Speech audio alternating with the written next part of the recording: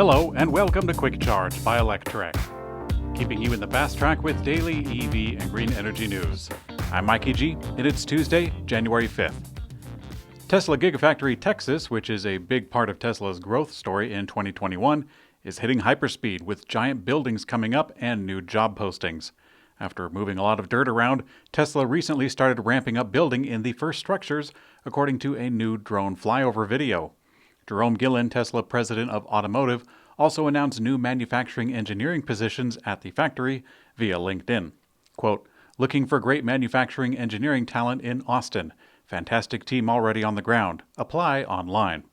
We looked into new job postings at Texas and found out that Tesla added several new positions: process engineering manager, associate production manager, production supervisor, senior building information modeling and virtual design construction, and position lead. Tesla is expanding its solar roof installation effort in several markets, with new hiring sprees as evidenced by dozens of new listings. Over the last year, Tesla has been growing its installer and roofer workforce in order to increase its capacity to deploy solar roofs in many markets, and now the new listings span the United States. Phoenix, South Tucson, Arizona, Hawthorne, California, Los Angeles, Parker, Colorado, Orlando, Marlborough, Taunton, and Wilmington, Massachusetts, Beltsville and Baltimore, Maryland, New Windsor, New York, Pine Brook, New Jersey, Reno and Las Vegas, Nevada, Lancaster and Pittsburgh, Pennsylvania, Dallas and Houston, Texas, and finally, at the point of the mountain in Draper, Utah. Tesla has released a new map of its upcoming Supercharger stations, adding many new planned stations, making it look like the US, Europe, and China have contracted a serious case of chickenpox. We'll say chickenpox. The automaker appears to have added many planned stations in key markets where its fleet is growing, such as California, the Northeast US, and China, and some European markets. It's kind of fun to see the possibilities. In my home state, they've planned stations just outside of Herkin and another just before Tooele. No word yet on Manaway or Hooper just yet. In Quebec, Canada, the home market of Electrek's Fred Lambert, Tesla has a planned supercharger in Le Tuqui, enabling people to travel to Lac Saint-Jean through Les Mauricie. Volkswagen has announced that it's making a new batch of ID4 First Edition electric SUVs for the U.S. market just after selling out of its first batch in just a few hours. Now, it might sound like a lot, but we were told that the German automaker only planned to make a few thousand of the first edition units available to the U.S. And now today, Volkswagen started reaching out to reservation holders of the ID4 to let them know that they are making more of the first edition available here. They didn't elaborate on the timing of the new batch of them, but it should presumably arrive before the ID4 Pro, which is expected to launch in the coming weeks here in the U.S. Workhorse Group, a company focusing on commercial sales of last-mile electric delivery vans, has received an order for 6,320 of them. The order comes from Pride Group Enterprises, a company that focuses on equipment sales, rentals, and leasing for the logistics industry. Delivery for Pride Group orders are scheduled to begin in July of 2021 and run all the way through 2026.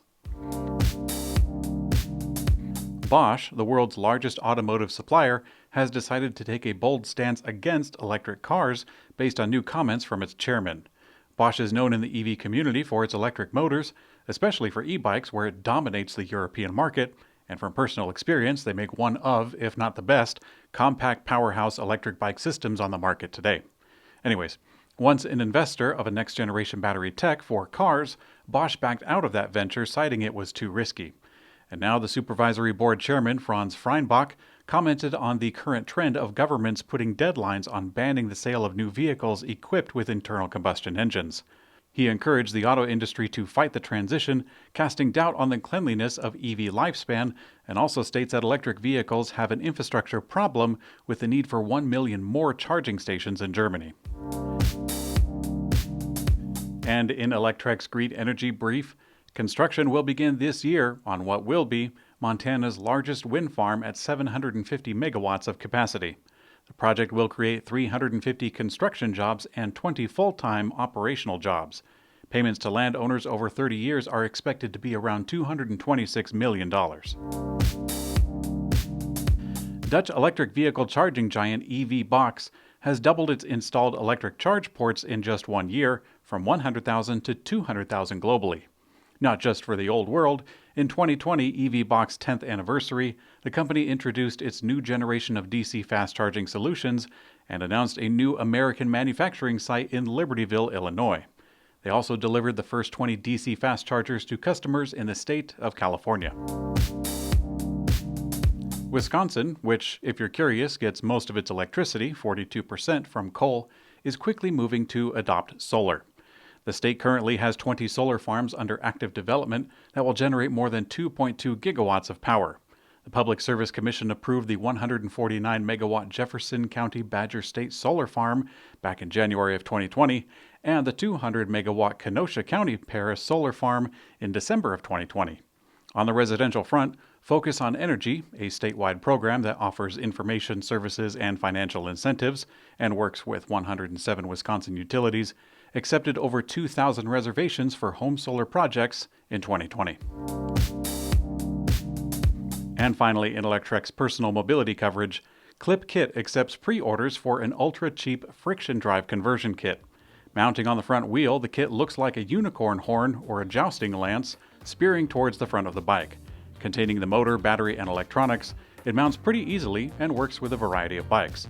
Friction drives have a spotty reputation, but at Electrek, we're excited to see another option nonetheless. Thanks for watching Quick Charge by Electrek. We also have an audio version on your favorite podcast player. I'm Mikey G, and I hope you have a great day.